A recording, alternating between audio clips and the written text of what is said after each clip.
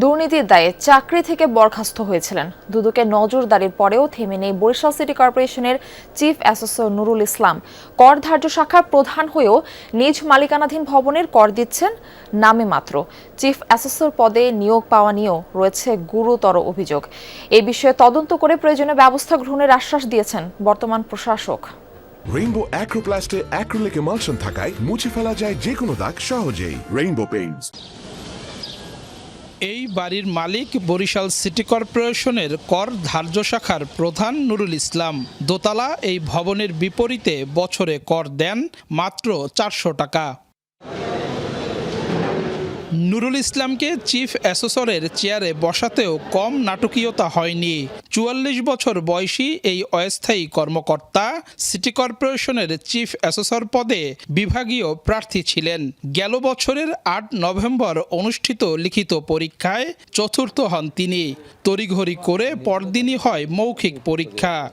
যারা নিজস্ব স্টাফ তাদের বয়সে একটা শিথিল করা আছে, যে তাদের ক্ষেত্রে বয়সীমা শিথিল দেবো। 5 জন পর্যন্ত আমরা ফাইনালে টিকাই ভাইবার জন্য। 5 জনের ভিতরে যে ফার্স্ট সেকেন্ড এরা দেখলাম পরীক্ষা না দিয়ে ঢাকা চলে গেছে, আসেনি, অ্যাবসেন্ট থাকেছিল। 55 নম্বর পেয়ে লিখিত পরীক্ষায় প্রথম হন মিথুন সাহা। অভিযোগ, মৌখিক পরীক্ষার দিনক্ষণ ও লিখিত পরীক্ষার ফলাফল কিছুই জানানো হয়নি তাকে। তার অভিযোগ, 50.5 নম্বর পাওয়া নুরুল ইসলামকে সুবিধা দিতেই 24 ঘন্টার ব্যবধানে লিখিত, মৌখিক পরীক্ষা এবং ফলাফল প্রকাশ করে নিয়োগ কমিটি। লিখিত পরীক্ষার ফলাফল এবং মৌখিক পরীক্ষার যে তারিখ সেগুলো আমাকে কিছুই জানানো হয়নি, কিন্তু আমি 15 দিন পরে বরিশাল ফিরে এসে জানতে পারলাম যে আমি লিখিত পরীক্ষায় প্রথম হয়েছি। অভিযোগ আছে, দ্বিতীয় স্থান অধিকারী আবু সাইদকেও মৌখিক পরীক্ষায় অনুপস্থিত দেখানো হয়। লিখিত পরীক্ষায় 51 নম্বর পেয়ে তৃতীয় স্থানে থাকা সোয়াইবুল ইসলামকে মৌখিক পরীক্ষায় দেয়া হয় 6 নম্বর, আর নুরুল ইসলাম পায় 8 নম্বর।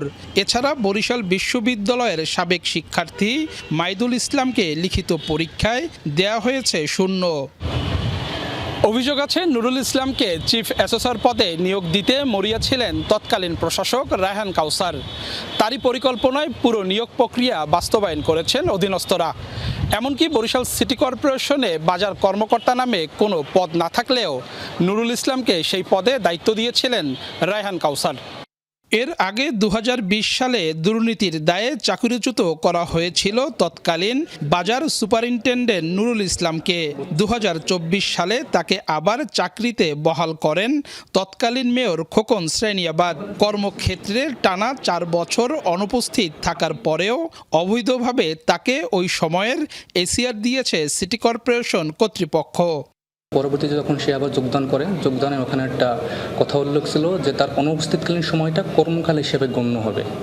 ওই কথার উপর ভিত্তি করে এবং সেইভাবে যেহেতু তাকে সব কিছু বেতন বোনাস সব কিছু দেওয়া হয়েছে, ওই বিষয়ের ভিত্তি করে তাকে এসিআরটা প্রদান করা হয়েছে।